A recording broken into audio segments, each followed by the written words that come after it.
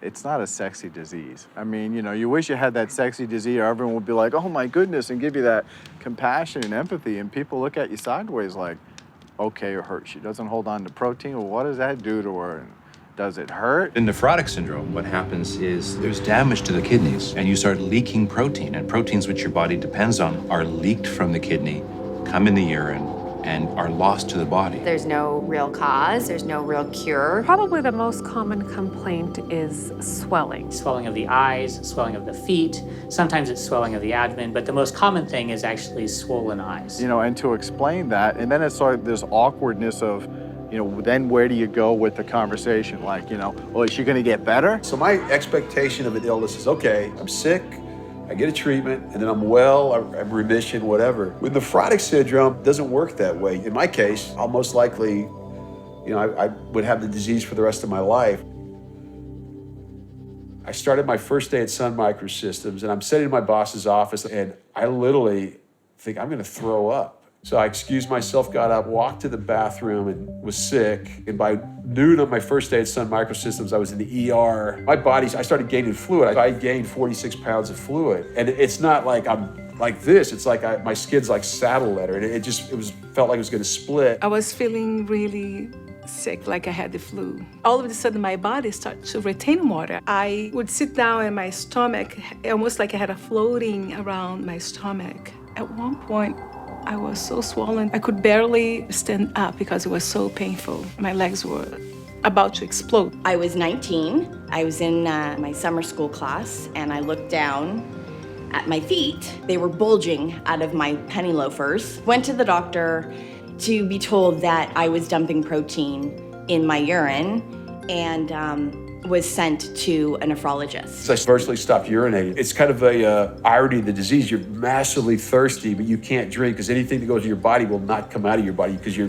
kidneys cease to work. You don't urinate anymore. When I first found out I had something, I was like, oh, good, I know what I have. I'm just gonna get the treatment and then be done. It's not cancer. I remember sitting across from the surgeon, and I was like, well, how long is this gonna take?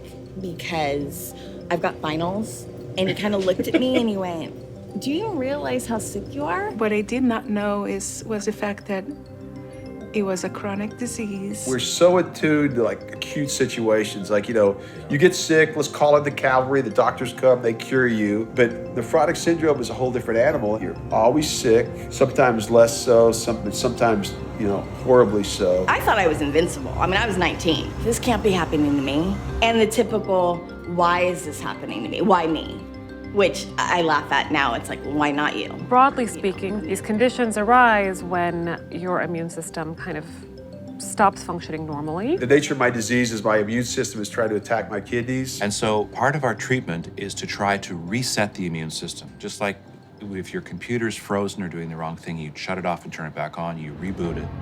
With prednisone, which is our most useful drug, we do the same thing. We suppress the immune system and allow it to reboot, hopefully with the nephrotic syndrome going away. They will respond to prednisone about 80% of the time, and they'll do that within 5 or 6 weeks. Yeah, I'm sitting there one night, oh, this is weird, I have to go to the bathroom. And in the next 6 days, I went from 236 pounds down, I believe, 166 pounds. I was like that little fountain in Belgium, that little boy, you know. So the treatments, unfortunately, while they can be quite effective, do have a lot of side effects. You know, the side effects of prednisone are legion. I mean, I could go on. It was like I was a different person. I just wasn't myself. I have no control over my emotions. My emotions, my personality, my mood. And I remember just by taking that drive to the supermarket, I couldn't get out of the car. I was so jittered. Just the rage. I had all this rage. You know, your face gets a sort of a moon shape. My face blew up. My daughter did not want me to pick her up at school. I was embarrassed to be in public. But you actually want to eat the bark off of trees. I mean, you could eat anything. I would go to my doctor, cry. I was like, I don't want to take this medicine anymore. I've been on this medication for 16 years now. For all the medicines we use that suppress the immune system,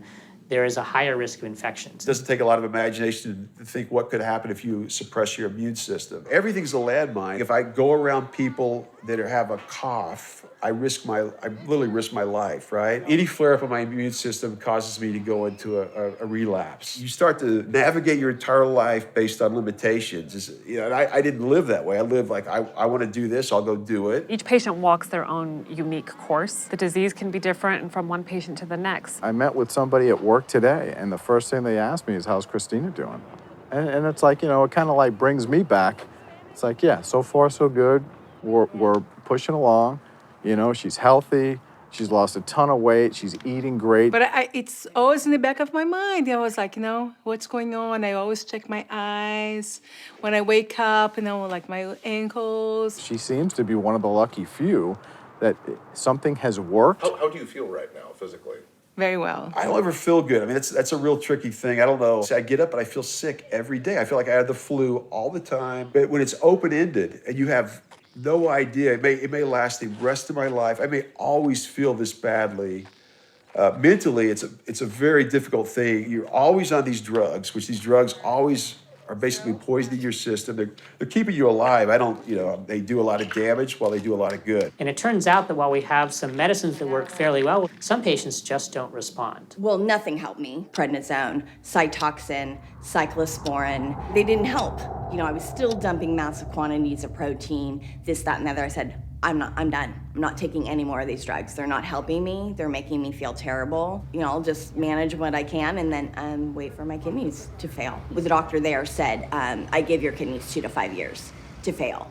And they failed in 2. The worst case scenario, but one that we often have to face, which is if the kidney function continues to decline, going on dialysis or trying to get a kidney transplant. So I had both my kidneys removed first. They transplanted my dad's kidney into me. Unfortunately, it never, what they call, opened up, so I never started urinating. But then after 3 months, it did come out. And when they took it to path lab, it was infested with the disease. When it recurs in a transplant is one of the things which is most depressing to me as a physician, because we don't have a cure. The disease just had attacked it. And if you do another kidney transplant, it's like a 99% chance that kidney's going to get it, and that kidney's going to fail. So then I had a cadaver in 97. That was in and out in a year, and the same thing in 2004. And each time, it just attacks it. So I don't urinate because there's no kidneys to process the fluid, therefore into the ureter, into the bladder.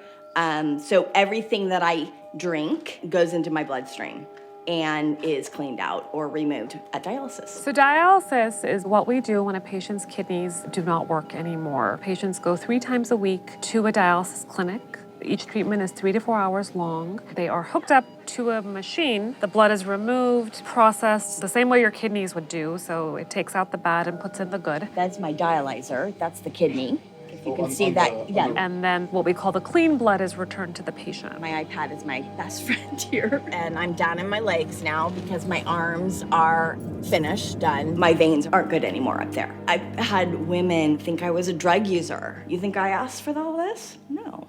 I'm just surviving. The good news is that you get better at it. You learn how to modulate your medicines. You learn how to be your own advocate, hopefully. I've known people that they go into these diseases and they think, well, my doctor is going to do this for me. This is generally a partnership with a physician. You have to be committed to being a partner.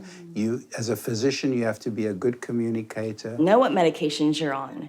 No, I mean, you should, and know why you're taking them. You'd be shocked at how many people don't know what they're taking and why they're taking it. I always encourage my patients to the best of their abilities to keep living their life. So if they're supposed to be going to school, working, raising their family, keep doing those things. I'm a social worker, usually working with kids that have gone through some kind of abuse. It's very rewarding for me to be there when they need somebody. I work at Highland Design Group as an office manager / bookkeeper, and I like to make jewelry. I just took up sewing. I had a job. I was successful at it. I worked at high tech in Silicon Valley. We've had him on disability for, at least a decade more. And I think it's quite justifiable, but he works in other ways, raising his kids and trying to stay healthy, that's a full-time job. You think, gosh, I would love not to be on this world today, but then you go, I've got kids, I have no option. There were days where it was just like, if this is life, I want no part. No part. I can choose to be angry. I can choose to be depressed. I can choose to be happy, too. I choose to be happy. It feels better. You know, I get to go spend time with my children in a way that I never could have, just from time constraints from work. I'm able to give them more as a sick person than I could have given them, ironically, as a healthy person. And I keep pushing myself. After getting diagnosed, I ran a half marathon. I'm gonna start training for another one. I lift weights, I work out. Because I've been on so much steroids, I continue to take steroids. It's very important that I load bear on my skeletal systems. It's difficult. I've gone to the gym and I've thrown up at the gym. I'll sit in the parking lot for an hour to get the nerve up to just go in and try to do a workout, but I always do it. I love to do yoga. It's like my church. That is my church. I really believe it's been kind of not my saving grace, but it sure has helped.